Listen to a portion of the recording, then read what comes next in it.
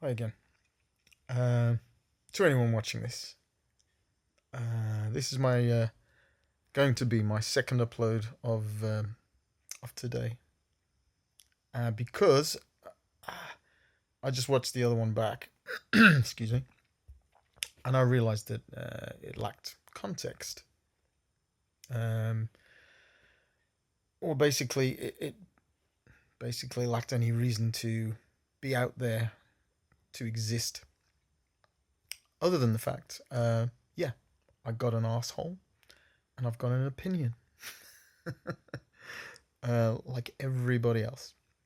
And as of the present moment, I've still got a right to express it, as long as it doesn't offend too many people. And what are the chances that's going to happen? Because this is a YouTube account with no subscribers. Google actually deleted my account that had 100 or so subscribers some years ago, and but that's another story.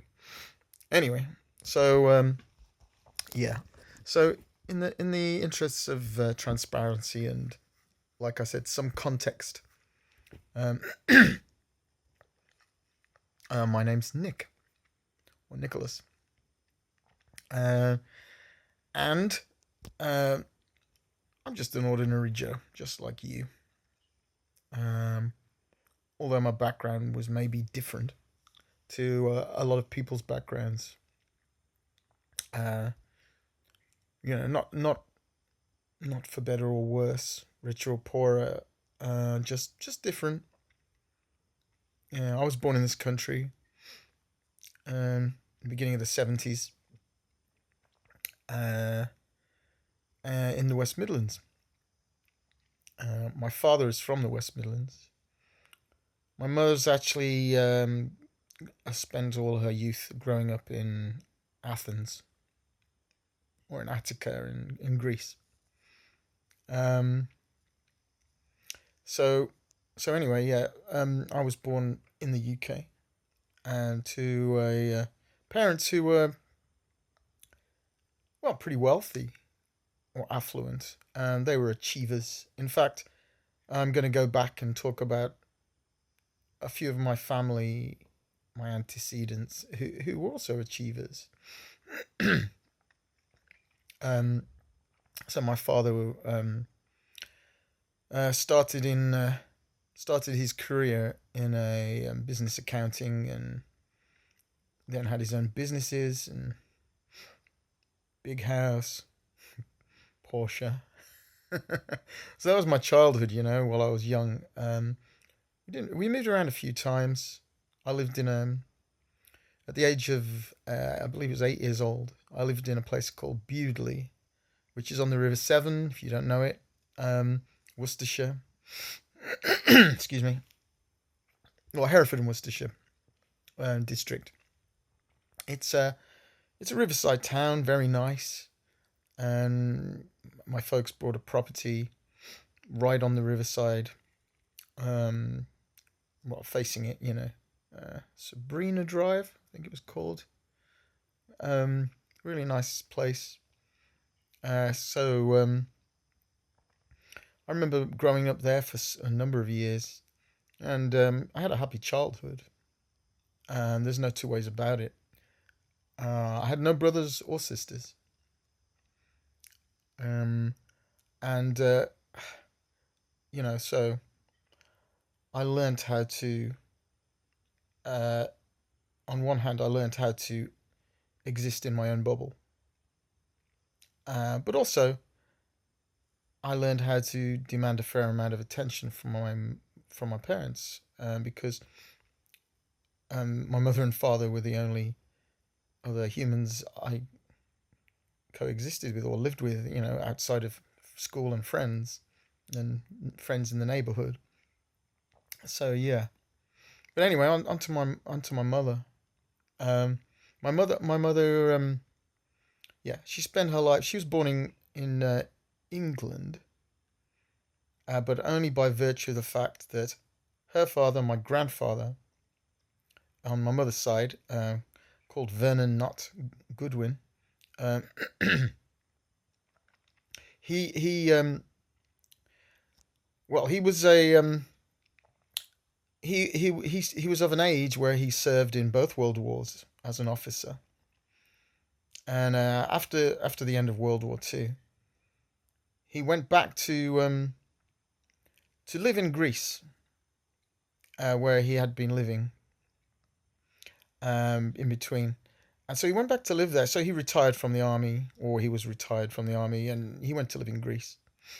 And with his inheritance, which I'll elaborate on that in a second.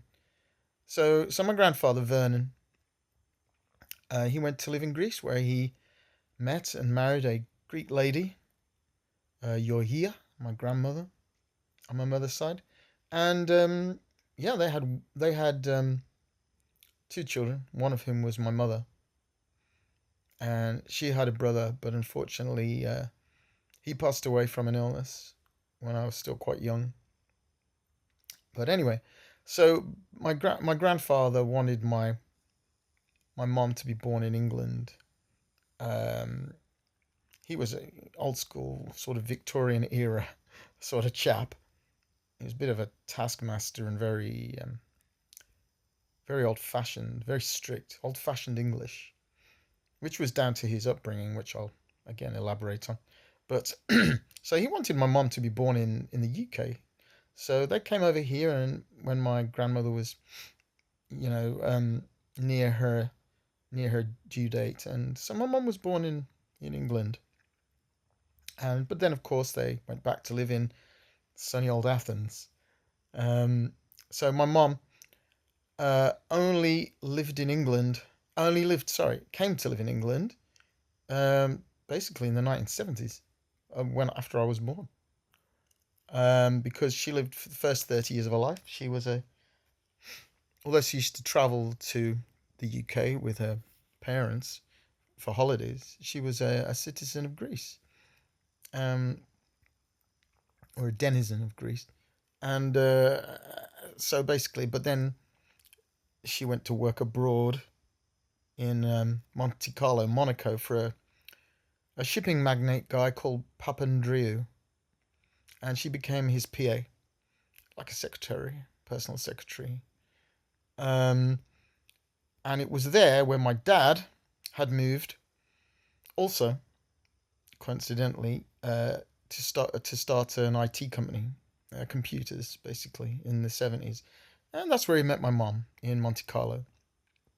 So year after a year or two, um, they got engaged, and then they got married, and then came back to England, where I was born. So that's the story of my parents basically. But going back to my mother's father, so my maternal grandfather, Vernon Knott. Yeah, well, his parents were of another breed entirely. My great grandfather was a guy called Frank Ash Yo, the Right Honourable Frank Ash Yo, and he was basically born in the previous, well, the century, the end of the 19th century. Yeah, that's right. So so he was from the north of England originally, and so he wasn't part of the he wasn't like a nobleman or part of the gentry, or he wasn't a land baron, but he was extremely rich and successful. Basically, well, to cut a long story short, he was an industrialist of the old school, and he opened collieries. He had a haulage canal and road haulage companies. He founded a bank in Swansea, and he was very, very rich. And yeah, but he had a large family and two wives. But that's another, well, six successive wives. But that's digressing. But anyway, yeah, Frank Asio was a wealthy industrialist and landowner. Uh, and as these people often do or did, still do actually. when you're that successful, you more often than not have a leaning towards politics. So, so Frank Ascio became well, ran for a public office, and he became an MP. Well, first he became the mayor of Swansea, actually. Um, and yeah, he became the mayor of Swansea for a while, and then became MP for Swansea. So he was elected to Parliament, and this was at a time he was elected to Parliament representing the Liberal Party of Great Britain, and this was actually at a time when the Liberal Party of Great Britain was nearly finished. There had been successive Liberal governments during that century, and but the party was on its knees. And if you know anything about history, you'll know that the reformation of the UK Liberal Party started around the time that my great grandfather became a Liberal MP, and so he was, I won't say instrumental, but he was there at the time. He was part of the reformation of the UK Liberal Party at the turn. That was, well, it was the beginning of the 20th century. Sorry. So anyway, yeah, I mean, he was the more I find out about him, he was quite an extraordinary chap. I mean, my granddad Vernon used to tell me stories about Sketty Hall in Wales, in Swansea, which was owned by Frank Ascio uh, in that period where he was living in Swansea. Sorry. And my granddad would tell me about the fact that members of the British royal family would be invited and stay at Frank Ascio's Sketty Hall address, and he would. Those are the type of people he would mingle with, socially, and as a sort of anyway, those were the sort of people in his circle. As well as he had political circles as well. But politics and rich people intermingle socially, and for various endeavors and charities and things like that. He ran a lot of charities. And anyway, so yeah, sorry. So that's my background from my family. So me being part of the lineage that's still alive today, I am by no means, and I say by no means, an achiever in that sense. But I did get a reasonably good leg up in life. But again, my dad was just an ordinary middle class bloke, and he made sure I was never well, he made sure, for a start, he made sure I was brought up correctly. I was responsible. I was had to be grateful and appreciative, or show appreciation for the things which I was given in life. As from a young age, and even this extended to sorry, this extended to the food on my plate. I mean, my father wouldn't tolerate me just eating 2 bites of my tea or my dinner and just leaving the rest and swanning off. No, no, no, no, no. That's not how I was brought up. He wouldn't buy me leaving my room like looking like a bomb site, or my bed not being made in the morning, or things like that. Just general, I suppose, discipline. He made sure that I attended school and I behaved. Well, at least up until a point, until I got older. And all of those things. He made sure I was brought up correctly, to show respect to people, and just and I had a family unit. it was a nuclear family, a mother, a father, and myself. Um, and I was basically raised in a sort of, I suppose you could call it, conservative Christian household. It wasn't overtly Christian. I mean, my mother was Orthodox Greek by birth, and she'd been baptized, and she'd been, I mean, her confirmed, and my dad was just Church of England, also baptized, confirmed. So religion was it was a general thing in my household. We didn't go to church every Sunday, uh, but uh, but it wasn't a big thing. It was just it was just there, in the background, and so yeah, I mean that was pretty much how I grew up. I had a very happy childhood. I I, I can't even remember being really unhappy anywhere we went to live, and we went to live to 4 or 5 different locations in the UK throughout my childhood, and it was all great, that my memories of it were in the 1970s, the 1980s, then I suppose in the 90s I became an adult, but it was all good, and I got in 1983, I think it was 82 or 83. Um, my parents they decided that I should go when I left middle school in Bewdley, Worcestershire. They decided that I should go because I was due to go to a Bewdley High School, I think it was called.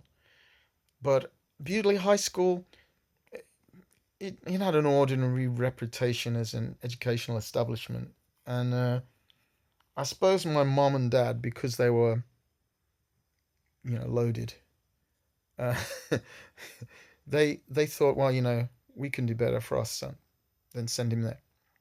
Uh, which at the time when I was 11, whatever, which at the time I could get my head around that. I mean, they explained to me that, well, they'd say that we don't want to send you to Bewdley High School. We'd rather send you to a better school with more facilities, better standard of teaching, and you'll get a better education and you'll do better in life. That was the. It's a very 1980s sort of um, go getter like mentality. Pay for your kids' education if you can. Make sure they don't grow up like derelict. so yeah. So I went to I went to I was shipped off to an educational establishment called Oldswinford School for Boys, and that was located in Oldswinford, Stourbridge in the West Midlands. And in 1983, this establishment was in the top 10 of the UK schools, you know, a success list. They used to keep lists for that. I don't know if they do that anymore.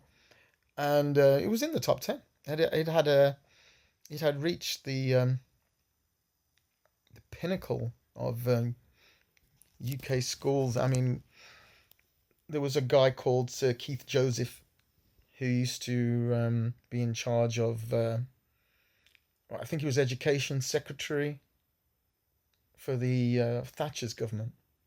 And he used to come to our school. He used to come to my boarding school and, you know, see a few kids and talk to the headmaster and stuff. But anyway, yeah. I mean, it was a school where I remember I had to sit an exam. I mean, my grades were good enough, but then they also made you sit an exam, so they could basically cherry pick and sift the pupils who they were gonna allow to be boarders, because this was a boarding school predominantly. Although they had to, for some reason, I think it was to qualify for some kind of like tax break or government fund, they had to take a certain amount of day pupils. I think it was only 50 day pupils out of the 400 children or 300 something children who were at the school.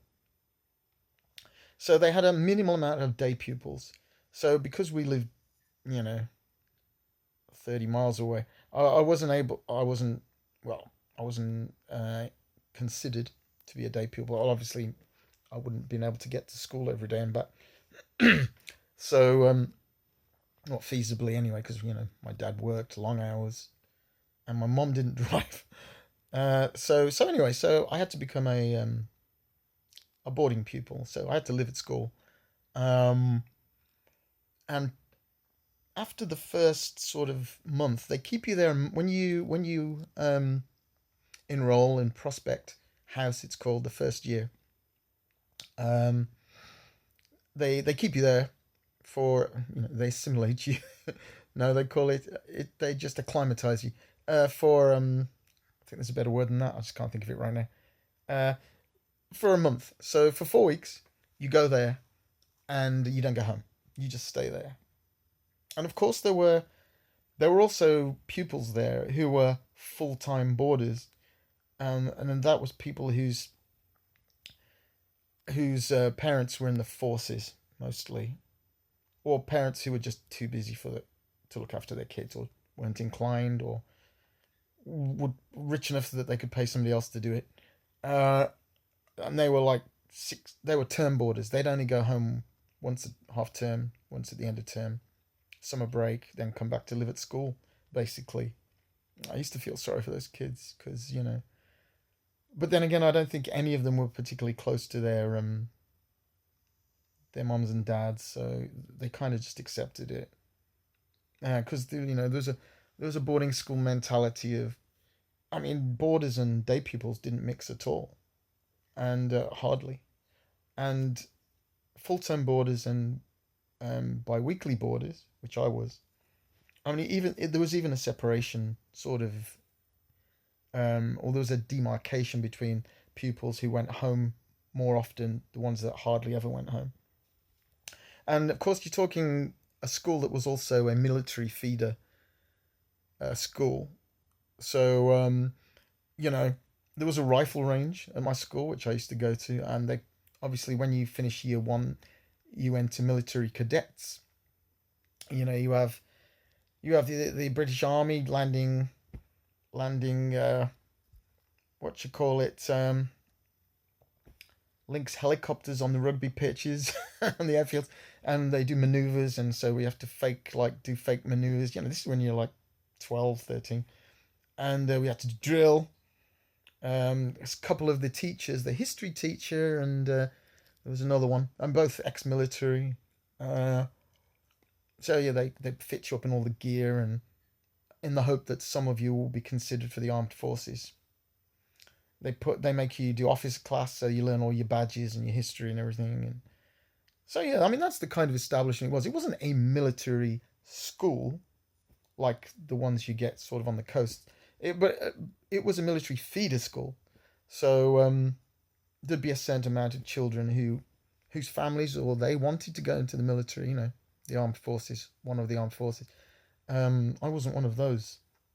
Uh, uh, so anyway, yeah, I remained at that school for best part of 3 years, and it was pretty grim.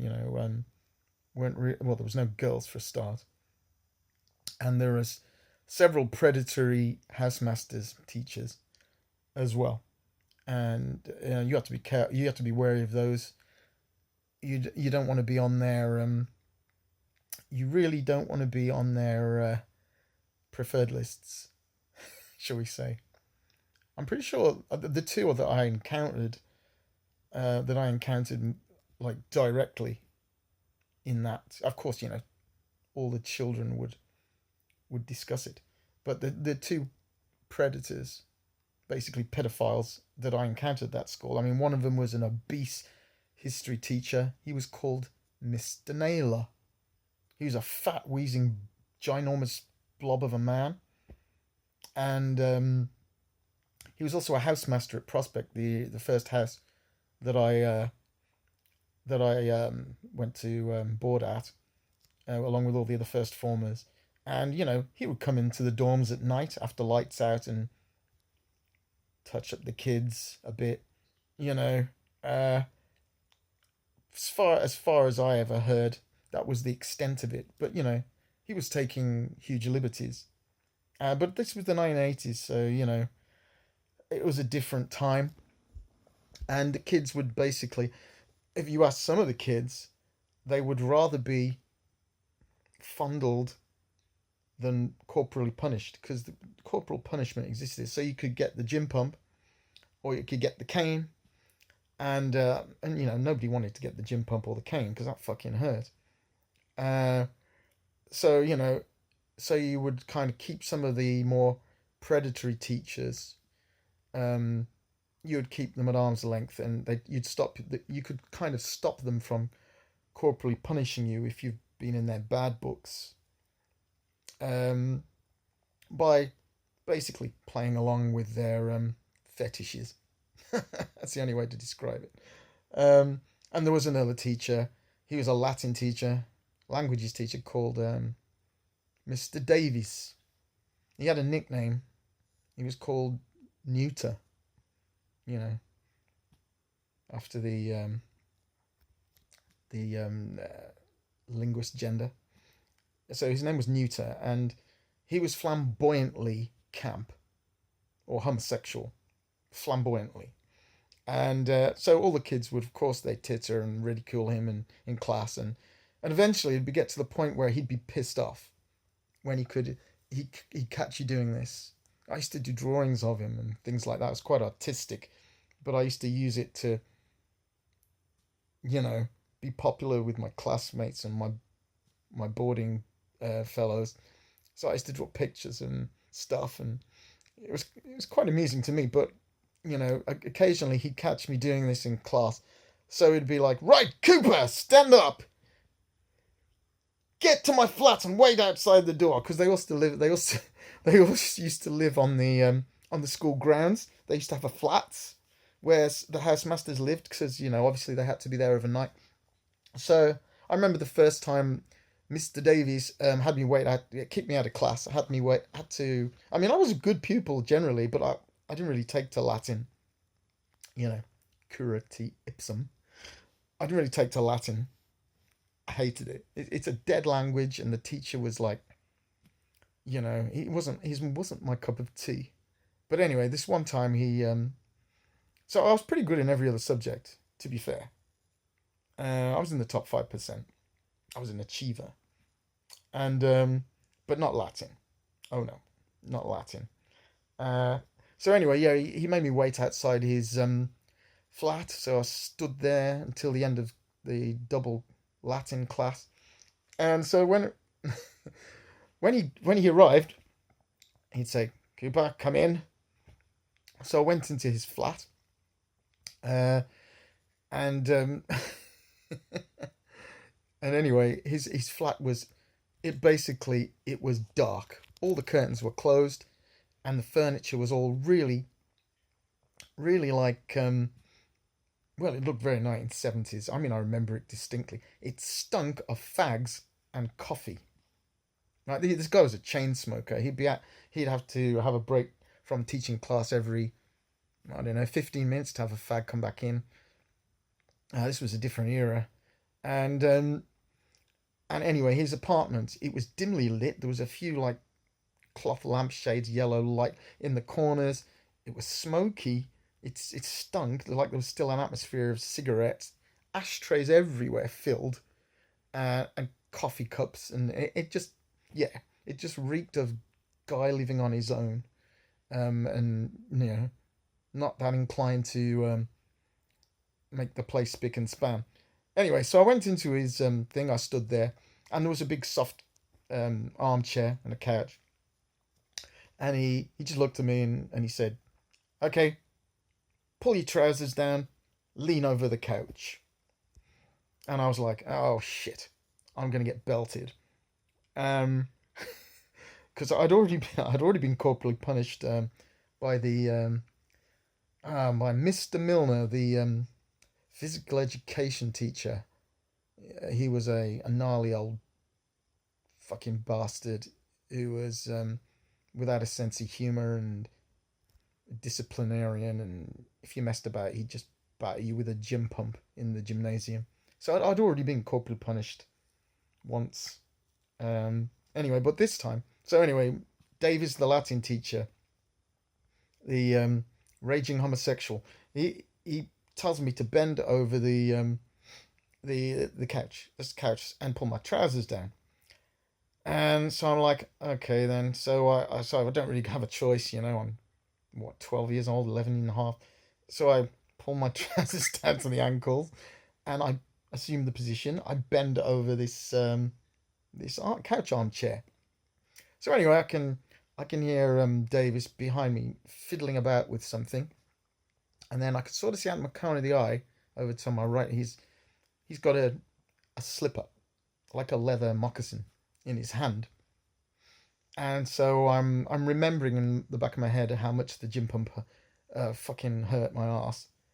And so I'm waiting for Davis to do me 6 times, batter me with this moccasin slipper, thinking like, shit, I hope I don't like squeal.